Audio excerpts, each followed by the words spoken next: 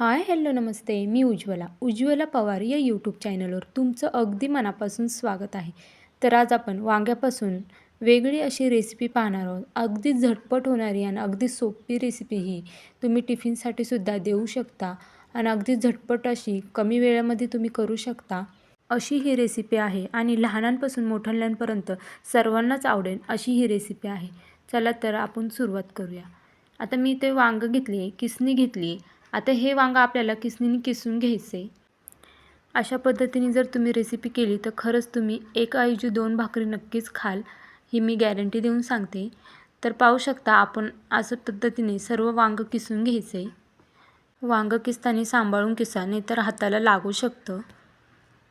तुम्हाला माझ्या रेसिपी कशा वाटतात हे मला कमेंट करून नक्कीच सांगत जा. तुमच्या छान छान कमेंट वाचून खरंच खूप छान वाटतं. तर पाहू शकता इथे आपले सर्व वांगं किसून झालेलं आहे.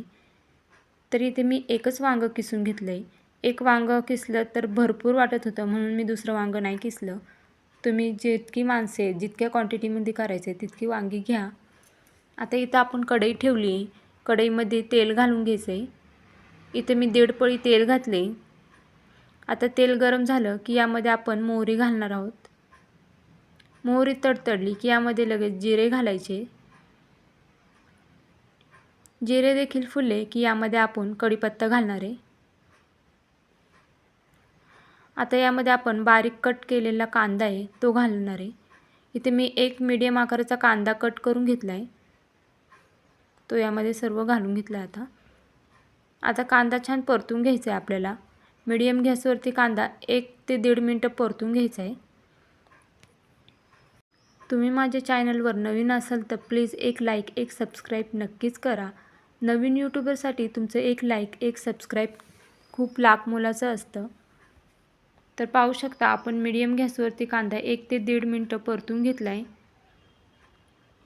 आता यामध्ये आपण लसूण आणि मिरचीचा ठेचा करून घेतला आहे. मी मिक्सरला बारीक केला आहे. तुम्हाला हवं तर तुम्ही खलबत्त्यामध्ये सुद्धा ठेचून घेऊ शकता.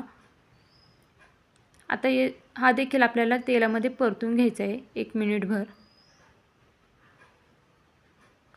तुम्ही यामध्ये मसाला घातला तरीसुद्धा चालणार आहे, पण मसाल्याऐवजी मिरचीमध्ये ही रेसिपी खूप छान होते. आता यामध्ये मी एक मीडियम आकाराचा टोमॅटो कट करून घेतला आहे बारीक, तो घालून घ्यायचा आहे. टोमॅटो देखील यामध्ये परतून घ्यायचा आहे.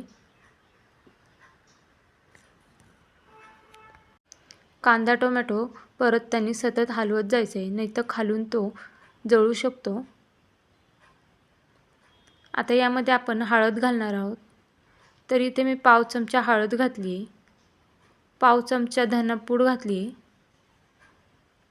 आणि आता यामध्ये आपण जे वांगं किसून घेतलं होतं ते घालून घ्यायचं आहे. आता हे सर्व मिक्स करून घ्यायचं आहे. खरंच खूप छान होती ही रेसिपी. नक्की ट्राय करा आणि ट्राय केल्याच्यानंतर मला सांगा देखील कशी झाली होती. आता यामध्ये आपण चवीनुसार मीठ घालून घेतलं आहे.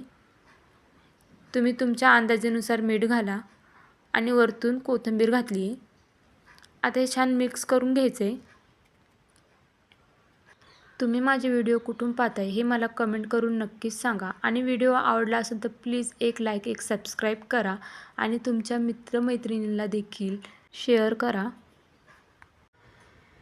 आता यामध्ये आपण पाणी घालून घ्यायचे. खूप जास्त नाही घालायचं. इथं मी अर्धा ग्लास पाणी घातले. पाणी घातल्यानंतर सर्व मिक्स करून घ्यायचे.